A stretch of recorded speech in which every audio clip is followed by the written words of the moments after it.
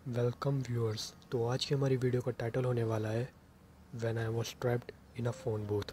तो ये जो स्टोरी है ये मैंने क्रीपी पास्ता से निकाली है, जिसकी रेटिंग क्रीपी पास्ता पर 7.5 है आउट ऑफ 10।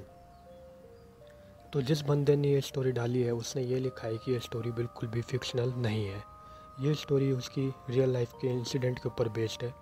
बंदे ने स्टोरी में ये भी बताया है कि उसने ये स्टोरी तब लिखी जब इस इंसिडेंट को 1 या 2 हफ्ते हो गए थे, क्योंकि वो इस ट्रॉमा से बाहर नहीं निकल पा रहा था। उस बंदे ने ये दावा किया है कि ये बिल्कुल असली इंसिडेंट है जो उसकी लाइफ में हफ्ते पहले ही हुआ है जब वो अपनी जॉब से वापस आ रहा था। तो शुरू करते हैं आज की इस वीडियो को। मेरी एज 20 साल है और मैं नेवाडा नाम के शहर अमेरिका में रहता हूँ। ग्रेजुएशन कंप्लीट होने के बाद मैंने अपने गांव में ही एक छोटी कंपनी में जॉब करने की सोची, घर वालों को फाइनेंशियल सपोर्ट देने के लिए। मैं कंपनी में नाइट ड्यूटी करता हूँ। मेरी जॉब का टाइम शाम के 6 बजे से लेकर रात के 1 बजे तक है। वैसे तो मैं रोज़ ही ड्यूटी के बाद रात को पैदल ही घर निकल जाया करता हूँ, पर आज लेट ना हो जाने का कारण मैं अपनी बाइक अपने साथ लेके आया था। ये रात बाकी दिनों से कुछ अलग थी, क्योंकि बादल बहुत ज़ोरों से कड़क रहे थे, बारिश भी बहुत ज़ोरों से पड़ रही थी। जैसे तैसे मैंने ऑफिस के बाद अपनी बाइक स्टार्ट करी और घर की ओर निकल पड़ा, पर बिल्कुल सन्नाटा पसरा हुआ था। ऑफिस से निकले हुए मुझे यही कुछ 5 मिनट ही हुए थे, तभी मैंने कुछ दूरी पर देखा कि एक बहुत विशाल पेड़ रोड पर गिरा हुआ है। मुझे नहीं पता ये कहाँ से आया, क्योंकि पहले तो ये पेड़ यहाँ नहीं हुआ करता था और तूफ़ान भी इतना ज़्यादा तेज़ नहीं था कि ये पेड़ कहीं और से आकर यहाँ गिर जाए। विशालकाय पेड़ को उड़ाना तूफ़ान के बस की बात तो कतई नहीं थी। रात बहुत हो चुकी थी, तो देरी ना करते हुए मैंने दूसरे रास्ते से अपने घर जाने की सोची, जो कि एक जंगल का रास्ता था। बचपन में अक्सर मैं अपने दोस्तों के साथ वहाँ खेलने और घूमने आया करता था, तो मैंने अपनी बाइक का स्टीयरिंग मोड़कर उसी रास्ते की ओर निकल पड़ा। जंगल बिल्कुल सुनसान था। शुरुआत में तो सब कुछ ठीक था, मगर यही 10 मिनट चलने के बाद मुझे कुछ अजीब लगने लगा। बाकी दिनों तक तो यह रास्ता इतना लंबा नहीं हुआ करता था। आज मुझे चलते हुए लगभग 10 मिनट हो गए हैं। आज ये रास्ता ख़त्म होने का नाम तक नहीं ले रहा।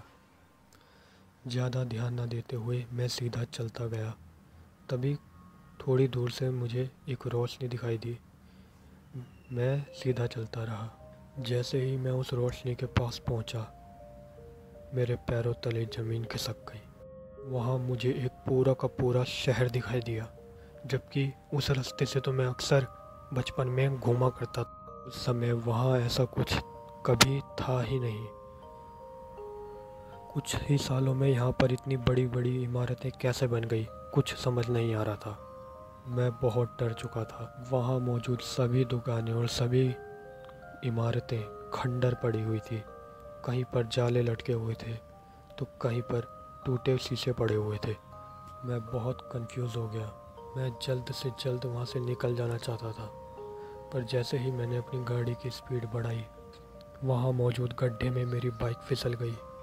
और जब मैं उठा और अपनी बाइक को उठाने की कोशिश की, तब मैंने देखा कि मेरे बाइक का पिछला टायर फट चुका है। डर के मारे मेरी हालत ख़राब हो गई थी। ऊपर से बारिश भी हो रही थी, तो मैंने सोचा क्यों ना यहीं पे साइड में खड़ा हुआ जाए और किसी को फ़ोन मिलाया जाए। मगर मेरी बदकिस्मती, मेरा फ़ोन चार्ज नहीं था और डेड हो चुका था। अब मैं उस सुनसान जगह पर अकेला एक दुकान की छत के नीचे खड़ा हुआ था। सड़क पर कोई भी नहीं था। कुछ समझ नहीं आ रहा था कि इस जंगल के बीचों बीच इतना बड़ा शहर कैसे आखिर खुल कैसे गया। वहाँ पर मौजूद हर चीज़ पूरा लग रही थी। ऐसा लग रहा था मानो मैं 1970 या 1950 के दशक में आ गया हूँ। इससे पहले कि मैं कुछ समझ पाता, मेरे कुछ ही दूरी पर एक फ़ोन बूथ में रिंग बजने लगी। मैं दौड़कर फ़ोन बूथ के पास गया और उसके अंदर जाकर फ़ोन उठाया, मगर जैसे ही मैंने कान पर लगाया और जो सुना, वो थी किसी हाफते हुए इंसान की आवाज़, और 2 सेकंड के अंदर मेरा फ़ोन कट गया। मेरे हाथ पैर पूरी तरह कांप रहे थे। तो कैसे हिम्मत जुटाकर मैंने पुलिस को फ़ोन मिलाने की कोशिश की, मगर फ़ोन पर से कोई आवाज़ नहीं आई, ना ही किसी बेल बजने की। तभी मैंने कुछ दूरी पर एक आदमी को खड़ा देखा, जिसका मुंह दुकान की तरफ था, मेरी तरफ उसकी पीठ थी। उसके दोनों हाथ उसके मुंह की तरफ थे, मानो जैसे रो रहा हो, और बैठा हुआ था, मगर कोई आवाज़ तक नहीं आ रही थी। मैं उसी फ़ोन बूथ